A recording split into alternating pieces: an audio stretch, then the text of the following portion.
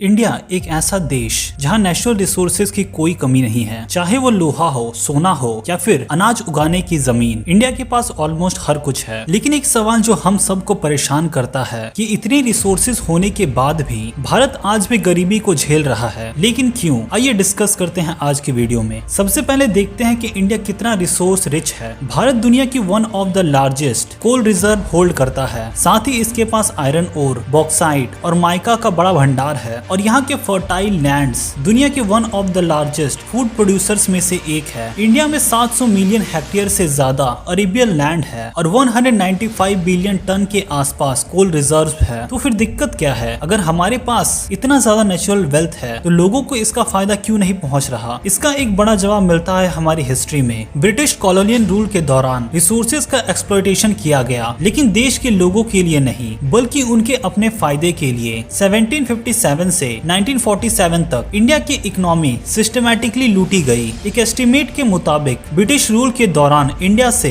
$45 trillion का wealth transfer हुआ था। यही कॉलोनियल लेगेसी एक वीक इकोनॉमिक स्ट्रक्चर छोड़ गई, जिसका इम्पैक्ट आज भी देखा जा रहा है। लेकिन सिर्फ कॉलोनियल पास्ट को ही ब्लेम करना गलत होगा। इंडिपेंडेंस के बाद गवर्नेंस और पॉलिटिशियंस ने भी इंडिया के रिसोर्सेज को बर्बाद करने के लिए एक बड़ा रोल प्ले किया है। ब्यूरोक्रेटिक इनएफिशिएंसी और करप्शन ने रिसोर्सेज का सही यूटिलाइजेशन नहीं होने दिया। ट्रांसपेरेंसी इंटरनेशनल के 2023 के करप्शन पार्टिसिपेशन इंडेक्स में इंडिया की रैंक 85 थी, जो कि इंडिया के करप्शन लेवल को दर्शाता है। एग्जांपल के लिए माइनिंग सेक्टर को ले लीजिए। इलीगल माइनिंग और करप्शन के वजह से जो रेवेन्यू गवर्नमेंट के पास आना चाहिए था वो कहीं और चला गया और इंडिया में ये आम बात है। एक और बड़ी वजह है वेल्थ का अनइक्वल डिस्ट्रीब्यूशन। ऑक्सफैम के 2023 के रिपोर्ट के मुताबिक इंडिया के टॉप 1% लोगों के पास टोटल वेल्थ का 40% से ज्यादा है, वही बॉटम 50% के पास सिर्फ 3% वेल्थ है। ये इनइक्वलिटी का मतलब है कि रिसोर्सेज और इकोनॉमिकल ग्रोथ का फायदा सब तक नहीं पहुंच पा रहा है। पॉपुलेशन भी एक बड़ा फैक्टर है।